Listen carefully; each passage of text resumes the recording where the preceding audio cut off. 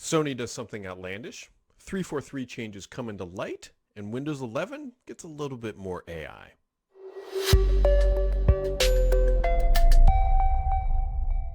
Happy Friday, friends, and if we're being honest here, it's technically Thursday evening. I have an obligation on Friday morning, and I don't want to miss out on the podcast because it's my favorite part of the week, and so we're doing this late on a Thursday evening, my friends. So hopefully you had a wonderful week. I did some traveling this week up to the office and back and everything else, and it was a good week, and hopefully, my friends, you had a wonderful week. A lot of things. Sony doing some stuff, Windows 11 doing some stuff, AI getting some stuff. So let's just dive into the news because that's what we're here for. At least that's what I'm here for. It helps me stay up to date. So Microsoft Viva will be adding Copilot features, and that's really not all that surprising. I think what will be more interesting to watch, to be honest, is what features in the Microsoft portfolio don't get Copilot, right? If they don't get Copilot, they don't get AI functionality. I wonder if they're kind of like on the chopping block at that point because Microsoft is all in. And all in is exactly the best way to describe how Microsoft is approaching AI. If they can shove it in a place, they are absolutely going to be doing that. And so that's what we're seeing with Viva. And we'll just continue to watch how Microsoft continues to push the open AI technology deeper and weave it further into its infrastructure. Also, a bunch of Windows 11 builds. I won't bore you with all the numbers and everything else, but it's more so these days about what kind of leaks out of these builds, right? He's using like the Vive tool and other things, poking under the hood. And so there's a couple things you'll eventually be able to, it looks like if you hover your mouse over search, kind of like the widgets, how if you hover over the widgets, they open up. It looks like search might do that too, or at least have an option. I'm not really sure if I like this idea. I don't like the way the hover works on the widgets, and so I can't imagine I'd like it on search. But maybe you do, and maybe you're thinking that's the greatest thing ever. I don't know. Other things that are coming to Windows 11 that leaked out this week or came, surfaced out. It looks like Microsoft is actually going to be bringing back ungrouping to the taskbar finally. Now, full transparency. I work for a company called Stardock. We make Start 11 that does a lot of this stuff and a whole bunch more, and so I actually I did lose a bet. When we built the ungrouping feature for Start 11, I actually said they're going to launch this in 2022. Like, they have to. Like, that's a thing that they are going to do. And it's in 2023, and they're still not here, although it looks like they are getting close. Now, the question becomes, is this a 23H2 feature, which would be my guess, or are they going to ship this earlier? I'm guessing it's a 23H2 feature, which means it won't arrive for everybody until later in the fall. But it looks like they are getting closer to maybe bringing this into the beta channel, or maybe the canary. We don't quite know because of the way Microsoft is operating these days. They could be a Windows 12 feature. I can't imagine that they would hold this out for Windows 12. And I am going to lose my mind if they come back and like trumpet this as like the greatest feature ever, because my policy is that you never reward a company for bringing back something that they took away. You don't reward Apple if they ever brought back the headphone jack. You shouldn't reward them for their MacBook Pros that now have an HDMI port. You don't do it. They took it away, they give it back, and then they want a pat on the back. It's like, no, you don't get it. You don't get it. So either way, be on the lookout for that. Elon Musk, which I don't talk about too much on here, but either way, he said he might be suing Microsoft potentially for their large language modeling and scraping of Twitter. Now, I believe that this probably came about because Microsoft advertising, or is it Bing ads? Bing advertising is no longer going to be integrated into Twitter because they're not willing to pay I think it's $42,000 a month to be able to do that. And Microsoft's like, no, we're not going to pay it. And so then Elon clearly got a little feisty over this and said he was going to sue. We will see if they do. If he does, without knowing exactly what he's suing about, it's hard to say, and you have to look at the court case and see what's going on as a whole. The interesting thing too about this, so you take a step back. Remember, Microsoft doesn't own the AI that's powering their stuff, right? That's OpenAI. That's their business relationship over there. So would they be suing Microsoft for the scraping of and the illegal use or the unauthorized use of Twitter data? I don't know, but it seems like OpenAI would be the better target potentially than Microsoft. We'll find out if anything goes through. But yeah, threats are only threats until things actually happen.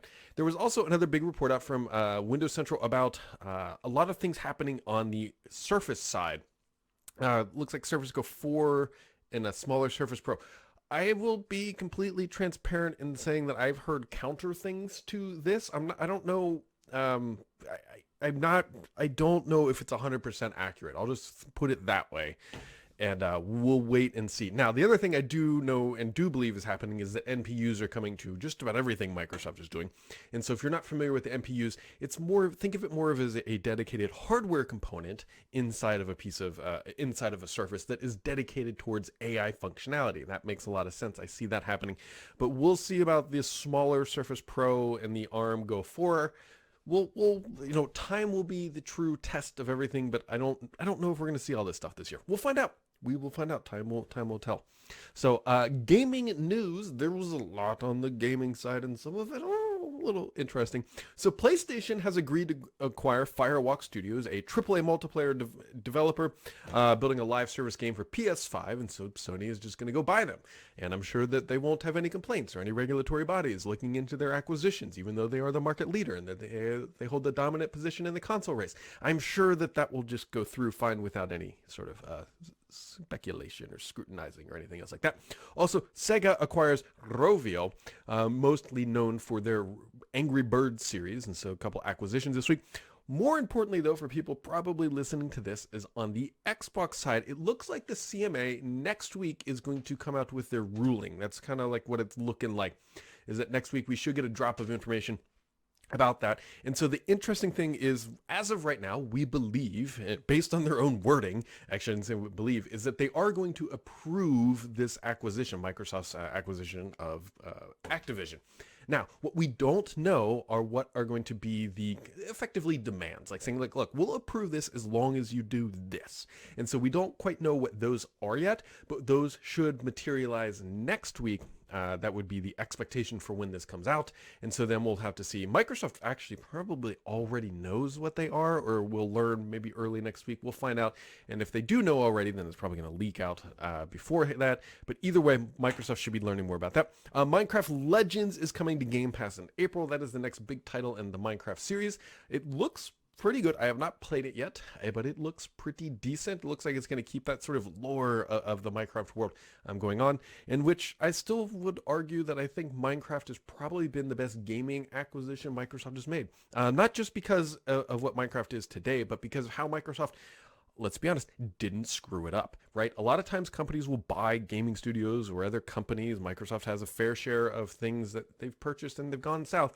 Minecraft has not been one of them. It has flourished. It is probably always the example that Microsoft looks at every time they're making an acquisition. It's like, can we turn this into another Minecraft?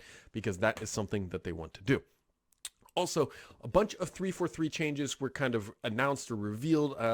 If you go back a couple podcasts ago, I actually said, hey, there's going to be some more changes at 343. And so the one that I was specifically referencing was actually Frank O'Connor would be leaving 343, or had already left at that time. It has now come out and fully revealed that he has been, he's no longer at 343. I'm not going to speculate how he left the company.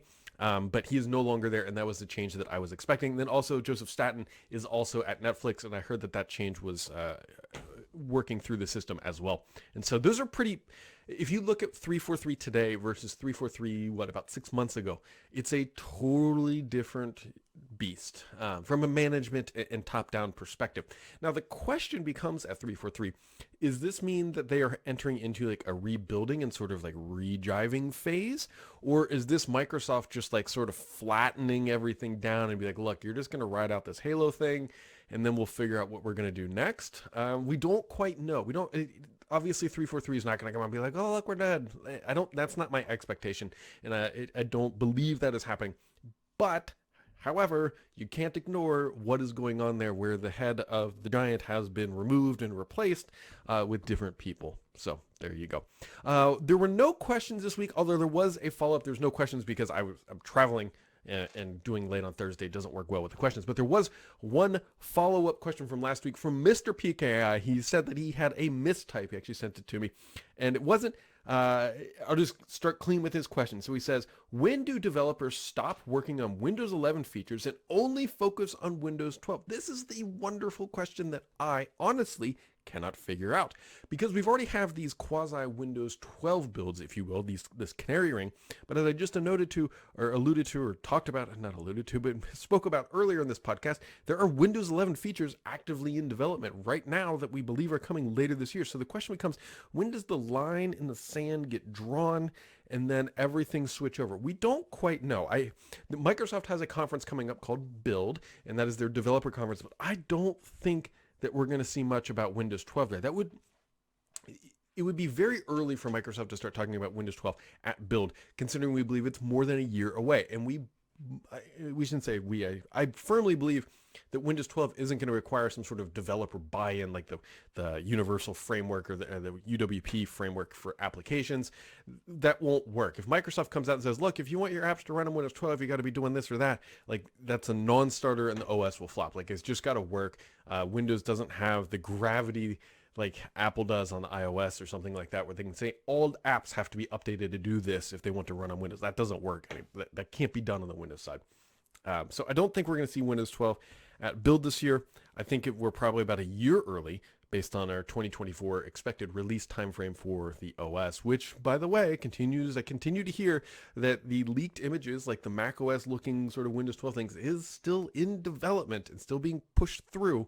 And so as of right now, that's our best guess at what Windows 12 is going to look like. Toss in some AI and there you go. I mean, the question will become, I cannot imagine, fingers crossed, that Microsoft is going to raise the profile again for baseline requirements for the OS like they did with Windows 11.